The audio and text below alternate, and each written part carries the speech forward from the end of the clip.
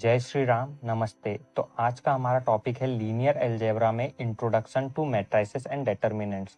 तो मैट्रिसेस क्या होती है? Arrangement of number with in the bracket is called matrices. हम जब भी नंबर्स को ब्रैकेट में लिखते हैं तो वो हमारी मैट्रिसेस होती है। जो मैट्रिसेस है यहाँ पे वो 2/3 की है। वैसे ही 2/2 की मैट्रिक्स होती है, 3/3 की मैट्रिक्स होती है, 3/2 की मैट्रिक्स होती है। मतलब बहुत सी मैट्रिक्स बन सकती है। इसमें हमेशा रोस और कॉलम आते हैं। जो रोस होती है हमारी वो हमेशा चौड़ाई में होती है और जो कॉलम होते हैं वो हमेशा लंबाई में होते हैं हमारे। जो हमारी मैट्रिक्स बनती है वो हमेशा m×n के ऑर्डर में बनती है। और जो हमारा यहाँ पे a होता है इसमें, ये हमेशा हम एलिमेंट्स को मानते हैं। और जो i है हमारा वो होते हैं रिस्पेक्टिव रो n1। मतलब ये जो रो है ये होती है हमारे i, और j हम हमेशा कॉलम को मानते हैं जो ये होती है।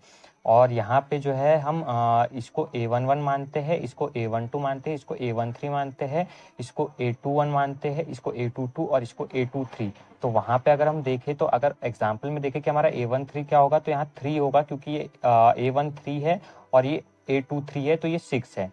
अब जो है इसमें बहुत सारे टाइप्स आते हैं मैट्रिक्स के। तो जो हमारा फर्स्ट टाइप है वो होता है रो मैट्रिक्स। जो रो में होती है, मतलब जो चौड़ाई में होती है वो हमारी रो मैट्रिक्स होती है, और जो लंबाई में होती है वो हमारी कॉलम मैट्रिक्स होती है। एक होती है नल मैट्रिक्स। ये 2/2 की मैट्रिक्स है क्योंकि इसमें जो रो है वो भी 2 है और कॉलम है वो भी 2 है। तो ये है हमारी नल और जीरो और वॉइड मैट्रिक्स, जो जिसमें एलिमेंट्स हमेशा जीरो होते हैं। उसके बाद जो है हमारी है रेक्टेंगल मैट्रिक्स। तो इसके एलिमेंट्स हमेशा रेक्टेंगल में होंगे। जो हमारा रो है वो यहाँ पे 2 है, और जो कॉलम है वो हमारे 3 है।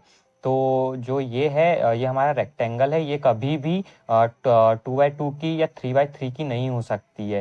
रेक्टेंगल मैट्रिक्स हमेशा हमारी रेक्टेंगल में होंगी, या ये 2/3 की बनेंगी या 3/2 की बनेंगी। इसमें जो हमारा m है वो इज इक्वल टू n होगा।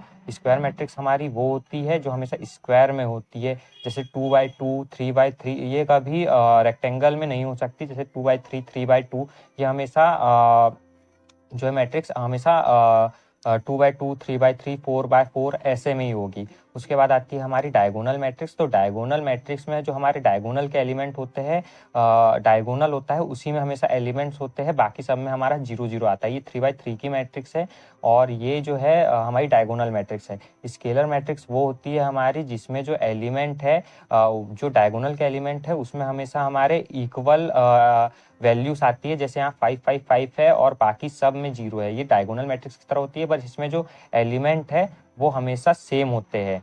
जैसे यहाँ 5 5 है और 2/2 की मैट्रिक्स में यहाँ 2 2 है। उसके बाद आती है हमारी आइडेंटिटी मैट्रिक्स। तो आइडेंटिटी मैट्रिक्स में हमेशा जो हमारे डायगोनल के एलिमेंट्स है उसमें हमेशा 1 1 1 आएगा, और बाकी के एलिमेंट्स में हमेशा 0 0 आएगा। और यहाँ पे 3/3 की मैट्रिक्स है, ये 2/2 की मैट्रिक्स है। तो इसमें डायगोनल के एलिमेंट में 1 1 है, और इसके भी डायगोनल के एलिमेंट में 1 1 है, और रिवर्स डायगोनल में 0 0 है। तो ये होती है हमारी आइडेंटिटी मैट्रिक्स। उसके बाद हमको करना है एल्जेब्रा ऑफ मैट्रिक्स। तो इसमें आता है इक्वेलिटी बिटवीन मैट्रिक्स। तो इक्वेलिटी बिटवीन मैट्रिक्स क्या होती है? तो इसमें जो है हमारा जो फर्स्ट मैट्रिक्स है वो हमेशा इक्वल होगी सेकंड मैट्रिक्स के। जैसे जो हमारा ए है वो हमेशा इक्वल होगा पी के, जो बी है वो हमेशा क्यू के, सी जो है वो आर के, और डी जो है एस के। तो इसमें हम अज्यूम कर सकते हैं कि हमारा A11 है और ये भी A11 है। तो जो A11 है वो हमेशा इक्वल होगा A11 के। A12 जो है हमारा वो हमेशा इक्वल होगा A12 के। A21 जो है हमारा इक्वल होगा A21 के, और A22 जो हमारा इक्वल होगा वो A22 के। ऐसा हम समझ सकते हैं। जैसे यहाँ A इक्वल P है, B इक्वल Q है, C इक्वल R है, और D इक्वल S है हमारा। तो इसमें जो ऑर्डर हमेशा सेम होना चाहिए इक्वेलिटी बिटवीन मैट्रिक्स में, और रिस्पेक्टिव एलिमेंट्स भी हमेशा इक्वल होना चाहिए। और जो है इसका अगर हम एग्जांपल देखें तो यहाँ पे जो है x+2, तो हम इसके इक्वल में है तो इक्वल में हमेशा 6 आएगा, 7 के इक्वल में 7, 9 के इक्वल में 9, और y-2 के इक्वल में 8। तो अगर हमको यहाँ पे x और y फाइंड करना है तो जो हमारा x+2 इक्वल हम 6 लिखेंगे, और फिर यहाँ पे जो 2 है उसको ट्रांसफर कर देंगे तो ये माइनस में चल जाएगा, और x हमारा 4 निकल जाएगा।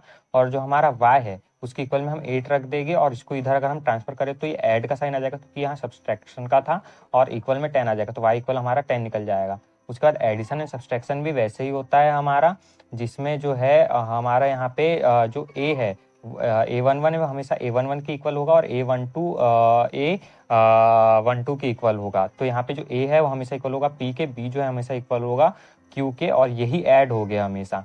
जैसे यहाँ A प्लस P होगा, B प्लस Q होगा, C प्लस R होगा और D प्लस S होगा। यहाँ पे हम देख सकते हैं वैसे। और सब्सट्रैक्शन में भी वैसे ही होगा, जो हमारा A है वो सब्सट्रैक्ट होगा P से, और B जो है सब्सट्रैक्ट होगा Q से, C जो है हमारा सब्सट्रैक्ट होगा R से, और D जो है हमारा सब्सट्रैक्ट होगा S से। तो ये होता है addition and subtraction of matrix, जिसमें जो एलिमेंट है वो हमेशा इक्वल अपने सेकंड मैट्रिक्स के उसी एलिमेंट से ऐड और सब्सट्रैक्ट होंगे। तो आगे हम इसका एग्जांपल करें। अब हम देखेंगे आगे एडिशन एंड सब्सट्रैक्शन का एग्जांपल। तो ये हमारी 3 मैट्रिक्स है, जिसमें जो हमारी फर्स्ट 2 मैट्रिक्स है वो ऐड हुई है और जो थर्ड मैट्रिक्स है वो उससे सब्सट्रैक्ट हुई है। तो यहाँ जो हमारा A11 जो है वो A11 से ऐड हुआ है, A12 जो है हमारा A12 से ऐड हुआ है, और A13 जो है हमारा वो A13 से ऐड हुआ है। तो यहाँ पे वैसे ही नीचे वाली रो में भी सारे एलिमेंट से ऐड हुए हैं। तो यहाँ पे हमारा 3, 10, 14, 7, 10 और 12 आया है। उसके बाद में जो है हमारी जो ये दोनों को ऐड करके मैट्रिक्स आई है, उससे हम इसे सब्सट्रैक्ट कर देंगे। तो जो 3 है उससे हमारा 1 सब्सट्रैक्ट हो जाएगा, 10 जो है उससे हमारा 6 सब्सट्रैक्ट हो जाएगा, और 14 से हमारा 7 सब्सट्रैक्ट हो जाएगा। तो यहाँ पे आ जाएगा 2, 4, 7, और वैसे ही नीचे वाले से ये सब्सट्रैक्ट हो जाएगी, तो 5, 4 और 9 आ जाएगा। उसके बाद जो है हमारा स्केलर मल्टीप्लिकेशन। तो स्केलर मल्टीप्लिकेशन जो है उसमें हमेशा जो हमारे मैट्रिक्स है उसके अंदर हम एलिमेंट का मल्टीप्लाई कर सकते हैं। तो यहाँ पे जो k है उसका हमने जो है सभी में मल्टीप्लाई कर दिया है। तो यहाँ पे जो है k का मल्टीप्लाई हुआ है सभी में, तो के ए, के बी, के सी, के डी, के ई और के एफ आ गया है। अगर हम इसका एग्जाम्पल देखें, तो जो हमारा 2 है वो सभी में मल्टीप्लाई कर दिया है हमने मैट्रिक्स के अंदर के एलिमेंट्स। तो यहाँ 12, 18, 2, 6 और 10 और 16 आ गया है हमारा। उसके बाद जो है हमारा k, जो हम अगर सेम एलिमेंट रहे तो हम उसे कॉमन भी निकाल सकते हैं। तो यहाँ जो हमारा मैट्रिक्स में k है वो सभी में कॉमन है, तो हमने यहाँ पे k को कॉमन निकाल लिया है, और यहाँ पे हमारा बच गया a, b, c और d। वैसे ही अगर हम देखें तो यहाँ जो हमारा 8, 6, 12, 10 ये इसमें से हम 2 को कॉमन निकाल सकते हैं, तो हमने यहाँ से 2 को कॉमन निकाल लिया है। तो यहाँ हमारा आ गया है 4, 3, 6 और 5। तो स्केलर मल्टीप्लिकेशन ये होता है कि हम एलिमेंट को मल्टीप्लाई भी कर सकते हैं और उसमें से कॉमन भी निकाल सकते हैं। उसके बाद जो है हमारा आता है मल्टीप्लिकेशंस बिटवीन मैट्रिक्स।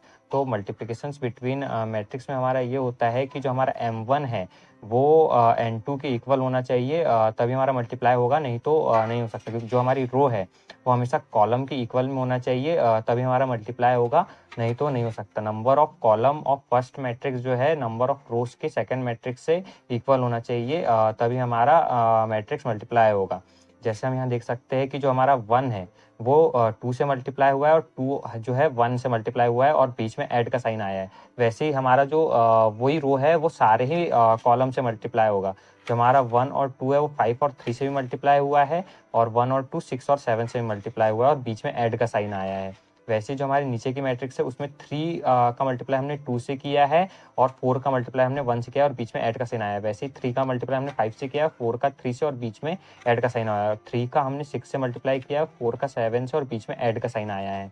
और यहाँ पे जो हमने मल्टीप्लाई किया है तो उसमें 2 + 2 आया है, 5 + 6 आया, 6 + 14 आया, 6 + 4 आया, 15 + 2 आया, और 18 + 28 आया है। तो अब हमने इसको ऐड किया तो हमारा जो आंसर आता है वो आता है 4, 11, 20, 10, 27, 46। अगर हमारी जो रो है कॉलम है वो इक्वल रहे तभी हमारा मल्टीप्लाई। यहाँ पे जो है हमारी जो रो है वो कॉलम के इक्वल नहीं है, तो यहाँ पे हमारा मल्टीप्लाई नहीं हो सकता। यहाँ देख सकते हैं 1, 2 और 3 एलिमेंट है, और यहाँ 1 और 2 एलिमेंट है, तो 3/2 की मैट्रिक्स बन रही है हमारी, तो यहाँ मल्टीप्लाई नहीं होगा। अगर हमारा ए बी इक्वल में बी ए नहीं रहा तो हमारा जो सॉल्यूशन है वो एग्जिस्ट नहीं करता है। तो ये आज का हमारा टॉपिक यहीं एंड होता है, और कल हम करेंगे डिटर्मिनेंट्स। और यहाँ तक वीडियो देखने के लिए थैंक्स फॉर वॉचिंग।